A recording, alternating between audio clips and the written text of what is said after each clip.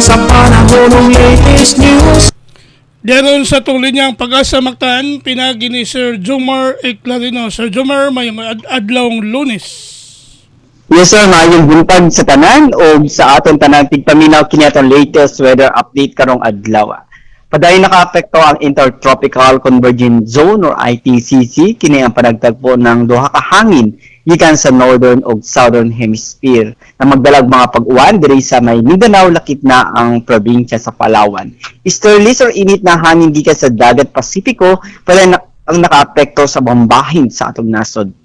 Atong weather condition sa Central Visayas, dakip na ang probinsya sa Cebu, makasinati kita na parang sa mga panganuron, nito na sa madag-umo na kalangitan, na gihapon kita na mga init o igang na masinati o patak-patak na mga pag-ulan ng kining mga localized thunderstorms. Padayon ka mag-monitor sa itong mag-i-issue na mga thunderstorm or rainfall advisories, lakip na ang color-coded na heavy rainfall warnings. Hininga ito na sa kasarangan ng hangin masinati sa Visayas, sa kakadagatan, malinawon ito na sa kasarangan ang pagbalod. Temperatura sa Cebu 27 to 32 degrees Celsius. Natay forecast maximum heat index sa Cebu moabot sa 39 degrees Celsius. Ang hari adlaw mosalap alas 5:59 sa hapon, ang dagat mohunas alas 11:09 sa gabi ug mutaob niyang alas 4:23 sa hapon. Philippine Standard Time alas 6:11 sa buntag gikan diri sa Mactan, Pag-asa Visayas, DOST Jomar Eclarino. Salamat kayo, Sir Jomar. May buntag sa Pag-asa Mactan.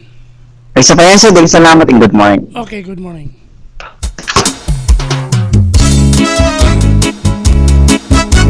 Inyo gadabate ang atong dagan sa kahimtang sa panahon nining adlaw nga Lunes, Mayo 19 tuig 2025.